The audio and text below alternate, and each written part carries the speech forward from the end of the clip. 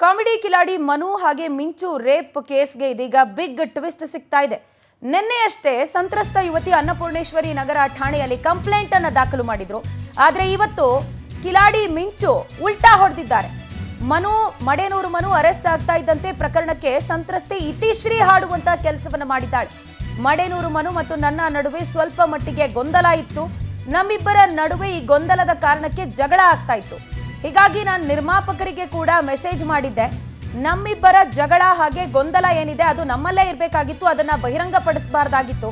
ಇದೀಗ ನಾವಿಬ್ಬರೂ ಕುಳಿತು ಸಮಸ್ಯೆಯನ್ನ ಬಗೆಹರಿಸಿಕೊಂಡಿದ್ದೀವಿ ಅಂತ ಹೇಳೋ ಮೂಲಕ ಇಡೀ ಪ್ರಕರಣಕ್ಕೆ ಇತಿಶ್ರೀ ಹಾಡುವಂತ ಕೆಲಸವನ್ನ ಮಿಂಚು ಮಾಡಿದ್ದಾರೆ.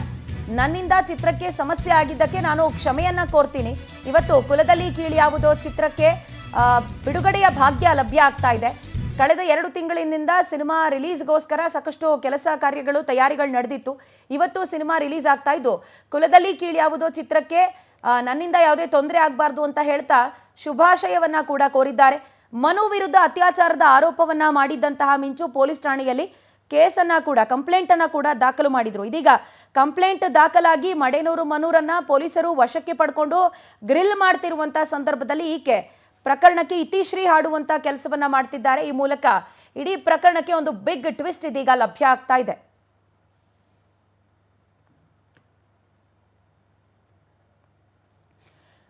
ನಿನ್ನೆಯಷ್ಟೇ ಕಾಮಿಡಿ ಕಿಲಾಡಿ ಖ್ಯಾತಿಯ ನಟ ಹಾಗೆ ಕುಲದಲ್ಲಿ ಕೀಳಿಯಾವುದೋ ಸಿನಿಮಾದ ನಾಯಕ ನಟ ಮಡೇನೂರು ಮನು ವಿರುದ್ಧ ಅತ್ಯಾಚಾರ ಪ್ರಕರಣ ದಾಖಲಾಗಿತ್ತು. ಆ ಬಳಿಕ ಆತನನ್ನ ಪೊಲೀಸರು ತಮ್ಮ ವಶಕ್ಕೆ ಪಡ್ಕೊಂಡು ವಿಚಾರಣೆಗೆ ಕೂಡ ಒಳಪಡಿಸಿದ್ದಾರೆ. ಅನೇಕ ಆರೋಪಗಳನ್ನ ಸಂತ್ರಸ್ತ ಯುವ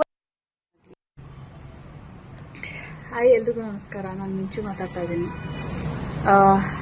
ನನ್ನ ಮನು ನಡುವೆ ಒಂದಷ್ಟು ಗೊಂದಲಗಳಿತ್ತು. ಸೊ ಹಾಗಾಗಿ ನಾವು ಜಗಳಗಳು ಅದು ಇದು ಎಲ್ಲ ಆಗಿ ನಾನು ಸ್ವಲ್ಪ ಪ್ರೊಡ್ಯೂಸರ್ಗೆ ಮೆಸೇಜ್ ಮಾಡಿದ್ದು ಹೌದು. ಸೊ ಮೆಸೇಜ್ ಮಾಡಿದ್ದು ತಪ್ಪು. ನನ್ನದೇನಿದ್ರು ಅವನ ಮಧ್ಯೆನೇ ಇರಬೇಕಾಗಿತ್ತು. ಸೊ ಸಿನಿಮಾಗೆ ತೊಂದರೆ ಕೊಡೋ ಉದ್ದೇಶದಿಂದ ನಾನು ಆ ಮೆಸೇಜ್ ಮಾಡಿರಲಿಲ್ಲ. ಬಟ್ ಆದರೂ ಅದು ಸಿನಿಮಾಗೆ ತೊಂದರೆ ಆಗ್ತಿದೆ ಅಂತ ನನಗೆ ಗೊತ್ತಾಯಿತು. ಎಲ್ಲ ಕೂತು ಅವರು ಒಬ್ಬರು ಲಾಯರ್ನ ಕರೆಸಿ ನಮಗೆ ನಮ್ಮ ತಪ್ಪುಗಳನ್ನ ಅರಿವು ಮಾಡಿಸಿದ್ರು. ಸೊ ನಾನು ಏನೇ ಅಕಸ್ಮಾತ್ ನಾನು ಸತ್ರೂ ಕೂಡ ಇದಕ್ಕೆ ಯಾರೂ ಕಾರಣ ಅಲ್ಲ. ಇದು ನನ್ನ ಸ್ವಂತ ನಿರ್ಧಾರ. ಮನುನೇ ಆಗಲಿ, ಪ್ರೊಡ್ಯೂಸರ್ ಆಗಲಿ, ಸಿನಿಮಾ ತಂಡ ಆಗಲಿ, ನನ್ನ ಯಾವುದೇ ಸ್ನೇಹಿತರಾಗಲಿ ಯಾರೂ ಕಾರಣ ಅಲ್ಲ. ಇದು ನನ್ನ ಸ್ವಂತ ನಿರ್ಧಾರನೇ ಆಗಿರುತ್ತೆ. ಹಾಗೆ ಕುಲದಲ್ಲಿ ಕೀಳಿಯಾವುದೋ ಸಿನಿಮಾಗೆ ಒಳ್ಳೆಯದಾಗಿ. ಈ ಬಗ್ಗೆ ಹೆಚ್ಚಿನ ಡೀಟೇಲ್ಸ್ ಕೊಡೋದಕ್ಕೆ ನಮ್ಮ ಪ್ರತಿನಿಧಿ ದೀಪಿಕಾ ನಮ್ಮೊಂದಿಗೆ ಫೋನ್ನಲ್ಲಿ ಕನೆಕ್ಟ್ ಆಗ್ತಾ ಇದ್ದಾರೆ. ದೀಪಿಕಾ, ಈಗ ಈಕೆ ನಿನ್ನೆ ತಾನೇ ಹೋಗಿ ಕಂಪ್ಲೇಂಟ್ ಅನ್ನ ಕೊಟ್ಟಿದ್ದು, FIR ದಾಖಲಾಯಿತು, ಮಡೇನೂರು ಮನು ಅರೆಸ್ಟ್ ಆಯಿತು.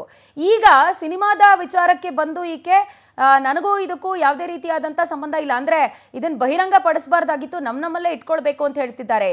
ಯಾಕೆ ಇಷ್ಟರ ಮಟ್ಟಿಗೆ ಟ್ವಿಸ್ಟ್ ಈಗ ಲಭ್ಯ ಆಗ್ತಾ ಇರೋದು? ಈ ಎರಡೆರಡು ಮಾತು ಯಾಕೆ ಅಂತ?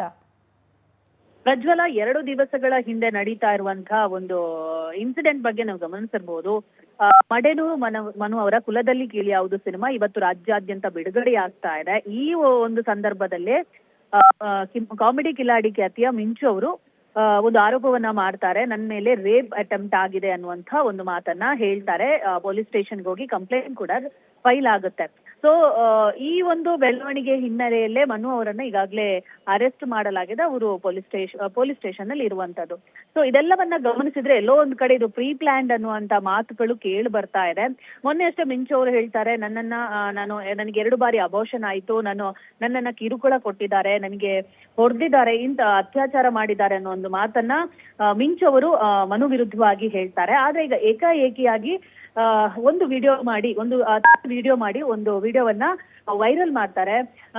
ನಾನು ಮನು ಕೂತ್ಕೊಂಡು ಇಬ್ರು ಸಂಧಾನ ಮಾಡ್ಕೊಂಡಿದೀವಿ, ನಮ್ಮೊಳಗಿನ ಸಮಸ್ಯೆಯನ್ನ ನಾವು ಬಗೆಹರಿಸಿಕೊಂಡಿದ್ದೀವಿ, ಜೊತೆಗೆ ನನ್ನಿಂದ ಚಿತ್ರಕ್ಕೆ ಸಮಸ್ಯೆ ಆಗಿದೆ, ಸೊ ಇನ್ನು ಮುಂದೆ ಯಾವುದೇ ರೀತಿ ಸಮಸ್ಯೆ ಆಗಲ್ಲ ಅನ್ನುವಂತ ಮಾತನ್ನ ಒಂದು ಕ್ಲಾರಿಟಿಯನ್ನ ಕೊಡ್ತಾರೆ. ಇದರ ಜೊತೆಗೆ ಒಂದು ಮಾತನ್ನ ಹೇಳ್ತಾರೆ, ನನ್ನ ಸಾವಿಗೆ ನಾನೇ ಕಾರಣ. ಇದು ಯಾವ ಹೊಸ ತರದ ತಿರುವು ಅನ್ನುವಂಥದ್ದು ಸದ್ಯಕ್ಕೆ ಗೊತ್ತಾಗ್ಬೇಕಾಗಿದೆ. ಈಗ 2-3 ವಿಡಿಯೋವನ್ನ ತಾನೇ ಮಾಡಿ ವೈರಲ್ ಮಾಡ್ತಾ ಇರುವಂತದ್ದು.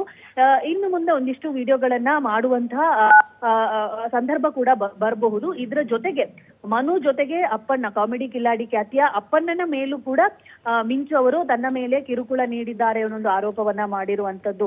ಯಾಕೆ ಮಿಂಚು ಈ ತರ ಮಾಡ್ತಿದ್ದಾರೆ ಅನ್ನುವಂಥದ್ದು ದೊಡ್ಡ ಪ್ರಶ್ನೆ. ಯಾಕಂದ್ರೆ ಮಿಂಚುಗೆ ತಂದೆ ತಾಯಿ ಆಗ್ಲಿ ಯಾರೂ ಇಲ್ಲ, ಜೊತೆಗೆ ಬಂಧುಗಳು ಕೂಡ ಅವರ ಹತ್ತಿರ ಇಲ್ಲದೆ ಇರುವ ಕಾರಣ ಅವರು ಡಿಪ್ರೆಷನ್ಗೆ ಹೋಗಿ ಈ ರೀತಿಯ ಹೇಳಿಕೆಯನ್ನ ಕೊಡ್ತಿದ್ದಾರಾ, ಅಥವಾ ದಿನಕ್ಕೊಂದು ಮಾತುಗಳನ್ನ ಹೇಳೋ ಮೂಲಕ ಅವರಿಗೆ ನಿಜವಾಗಿಯೂ ಮಾನಸಿಕ ಅಸ್ವಸ್ಥತೆಯ ಕಾಡ್ತಾ ಇದೆಯಾ ಅನ್ನೋ ಒಂದು ಪ್ರಶ್ನೆ ಕೂಡ ಎದುರಾಗ್ತಾ ಇದೆ. ಸದ್ಯಕ್ಕೆ ಈ ಒಂದು ವಿಡಿಯೋವನ್ನ ಬಿಟ್ಟಿದ್ದಾರೆ. ಮುಂದಿನ ಬೆಳವಣಿಗೆಯನ್ನ ಕಾದು ನೋಡ್ಬೇಕು ಪ್ರಜ್ವಲ. ರೈಟ್ ದೀಪಿಕಾ, ಥ್ಯಾಂಕ್ ಯು ತಮ್ಮೆಲ್ಲ ಡೀಟೇಲ್ಸ್ಗೆ.